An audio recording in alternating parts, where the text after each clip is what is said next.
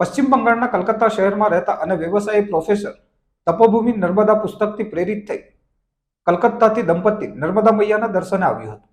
કહેવાય છે કે દુનિયાના ગમે તે છેડા પર નર્મદા મૈયાના ભક્તો રહેતા હોય તેવા ભક્તોને દર્શન માટે માં નર્મદા તેઓના પોતાના તરફ આકર્ષે છે. બસ આવું જ કંઈક પશ્ચિમ બંગાળના કલકત્તા શહેરમાં રહેતા અને વ્યવસાયી પ્રોફેસર એવા સાઉન્ડ મુખોપાધ્યાય એક કોલેજમાં સ્પેનિશ લેંગ્વેજ ભણાવે છે. જેઓ નાના હતા તે સમયે તેઓના માતા પિતા સાથે ભરૂચ જિલ્લામાં આવ્યા હતા. જે બાદ સમય જતા તેઓ કોલેજમાં હતા તે સમયે ટીવી પર ઓમકારેશ્વરના દર્શન નામનો એક કાર્યક્રમ નિહાળ્યો હતો. જે કાર્યક્રમને જોઈ તેઓએ મન બનાવી લીધું હતું કે નર્મદા મૈયા તરફ તેઓને ખીચાવ વધુ મજબૂત બન્યો હતો. બસ પછી તો શું થાય.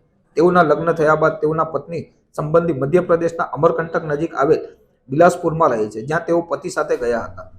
તે સમયે ઓમકારેશ્વરથી પ્રથમ શરૂઆત થઈ. નર્મદા મૈયાના દર્શન કરી સાઉન્ડ મુખોપાધ્યાય ધ્રુસકે ધ્રુસકે રડી પડ્યા. જાણે પોતાની માતાને મળતા હોય તેવા તેઓને આભાસ થયો હતો. સાઉન્ડ મુખોપાધ્યાય તેઓ પોતાના પતિ સાથે ઓમકારેશ્વર જબલપુરનો પ્રવાસ કર્યા પછી ભરૂચ અંકલેશ્વર આવીને તીવ્ર ઈચ્છાઓ વચ્ચે નર્મદા નદીના કિનારે આવેલ વિવિધ તીર્થોના દર્શન કરવા નીકળ્યા હતા. આ દંપતીએ 1950માં શૈલેન્દ્ર ઘોષલ શાસ્ત્રી લિખિત તપોભૂમિ નર્મદા પુસ્તકને વાંચી નર્મદા મૈયાના દર્શને નીકળ્યું છે. આ તપોભૂમિ નર્મદાના પુસ્તકને સહારે દંપતી નર્મદા નદીના કાંઠે આવેલ તીર્થોના દર્શન કરી તેનું નોંધ લઈ રહ્યું છે.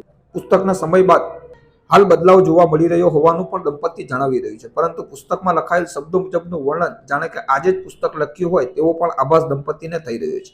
નર્મદાની પરિક્રમા કરતા પરિક્રમાવાસીઓની વિશાળ સંખ્યા 73 વર્ષે આજે પણ એટલી જ માત્રામાં હોવાથી તેઓ જાણે પોતાની માતા પાસે આવ્યો હોય તેવો અનુભવ કરી રહ્યા છે. પુરાણોમાં કહેવાયું છે કે નર્મદા નદીની પરિક્રમા રેવાના સાક્ષાત્કાર કરાવે છે. જેથી જ government of India tourist guide સાઉન્ડ મુખોપાધ્યાય નર્મદા મૈયાના અને નર્મદા નદીના કાંઠે આવેલ તીર્થોના દર્શન કરી પોતાની ખુશીમાં તરબોળ થયા છે. जी नमस्ते, मेरा नाम शाउन मुखोपाध्याय है। मैं कलकत्ता से हूँ और मैं एक कॉलेज में स्पेनिश लैंग्वेज पढ़ाती हूँ। उसके साथ साथ मैं गवर्नमेंट ऑफ इंडिया की टूरिस्ट गाइड भी हूँ। हाँ, ये यहाँ पे आना मेरी दूसरी बार भी है। ये पहले बात तो ये है, हिंदी के लिए माफ़ी चाहती हूँ, थोड़ा सा भूल चूक हो सकती है क्योंकि मैं बंगाल से हूँ। बहुत छोटी थी तब भरूच आई थी और अंकलेश्वर भी आई थी, लेकिन उस वक्त शायद माँ ने हमको देखा था, हमने तो कुछ समझा नहीं उनके महत्व के बारे में। फिर पता नहीं क्या हुआ, जब कॉलेज में थी तब टीवी में एक प्रोग्राम देखा था, वहाँ पे ओमकारेश्वर के दर्शन हुई थी। तो उसके बाद कुछ खिंचाव सा महसूस होता था। उसके बाद इनसे शादी हुई और इनके रिश्तेदार जो थे वो बिलासपुर में रहते थे, जो अमरकंटक के बिल्कुल नज़दीक है। तो उसके बाद वहाँ पे जाना हुआ, उसके बाद वहाँ के जाने का इच्छा थी, लेकिन ऐसा कुछ हो गया कि पहली शुरुआत ओमकारेश्वर से हुई।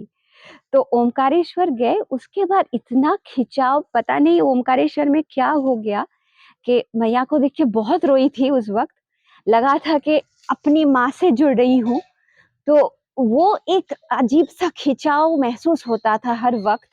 वो मुझे बार बार माँ के पास लाते गए वो खिंचाव, और ये महसूस होता गया कि पता नहीं मैं माँ से उतना प्यार करती हूँ कि नहीं, माँ मुझसे बहुत ज़्यादा प्यार करती है। हाँ, क्योंकि वही खींच के लाती है, वही सब करती है। उसके बाद से शुरू होके अमरकंटक, फिर होशंगाबाद, फिर वो ओमकारेश्वर जब गए थे तभी महेश्वर भी गए थे। तो उसके बाद जबलपुर, भेड़ाघाट, ये सब हो गया था।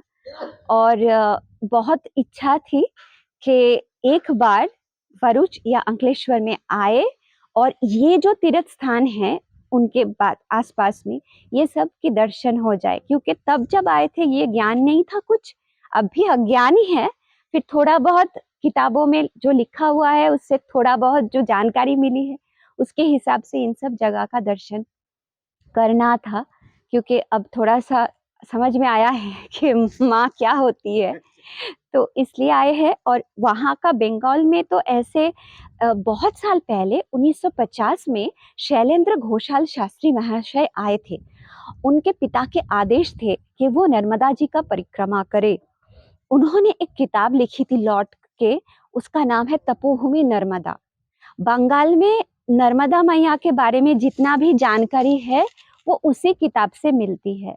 पर इतने साल बीत गए, बहुत कुछ बदल चुका है।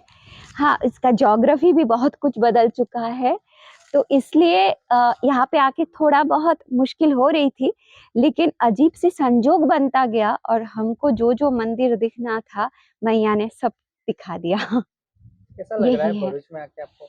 बहुत अच्छा लग रहा है, और जैसे पढ़ के आए थे, जैसे माहौल एक दिमाग में होता है ना, कहीं पे आप पढ़ के आते हो, वही है। यहाँ पे इतने परिक्रमावासी आ रहे हैं, रास्ते में जब आ रहे हैं देख रहे हैं कि परिक्रमावासी परिक्रमा कर रहे हैं, और आगे जाके यहाँ पे इतना, मतलब कोई दर्शन करने के लिए आते हैं तो इतना सब खुश होते हैं, इतना अपनापन है, और ऐसे के लगता है कि ना अपने माँ के पास आए हैं। लगता नहीं कि अलग से कोई देवी माँ है, वैसे अंदर जैसे कि अपनी माँ है, वही माँ है। बस यही एक है, मैं इनको अपनी ही माँ मानती हूँ। मेरे लिए यही नर्मदा माँ है, यही सब है।